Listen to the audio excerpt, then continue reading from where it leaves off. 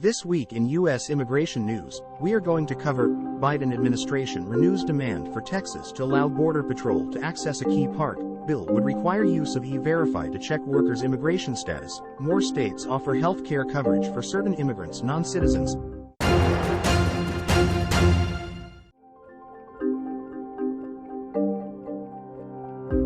A clash between Texas and the Biden administration over immigration enforcement showed no signs of easing Wednesday as federal officials renewed demands for the state to give Border Patrol agents access to a riverfront park that is a popular corridor for migrants illegally entering the U.S. Texas has installed rows of razor wire in the park and says more is being added after the Supreme Court cleared the way for Border Patrol agents to cut or remove the sharp metal barrier.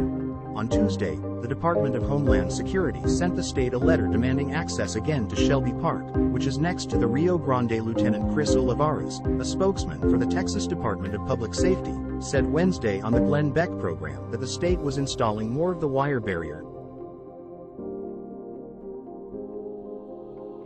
Advocates for businesses and immigrants spoke Wednesday in opposition to a bill in the Iowa Senate that would require employers use the federal E-Verify program to ensure they are not hiring undocumented immigrants. Republican senators on a subcommittee voted to advance Senate File 108, legislation prohibiting Iowa employers from knowingly hiring a worker who is not authorized to live or work in the country. Dustin Miller, representing multiple business groups including the Iowa Grocery Industry Association, Iowa Chamber Alliance and Greater Des Moines Partnership, said the concern is that the system doesn't work.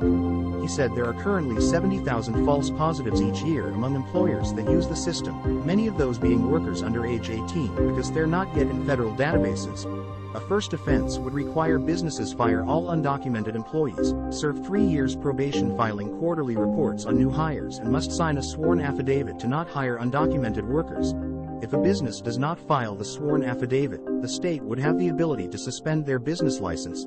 Subsequent offenses could mean the permanent loss of the employer's business license.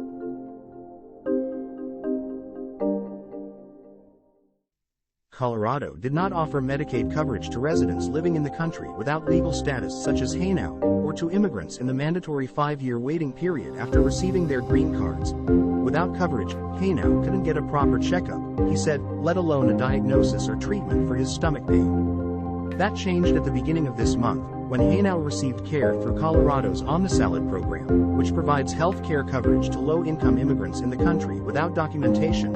When the program started accepting enrollments in 2022, it covered 10,000 people without requiring them to pay premiums, and this year Colorado expanded the number of zero-premium slots to 11,000.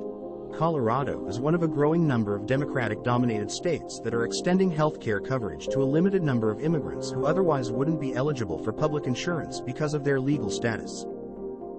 California, Oregon, and Washington State also offer health care coverage to people of all ages who have incomes below a certain level, regardless of their immigration status. Minnesota will do so starting in 2025.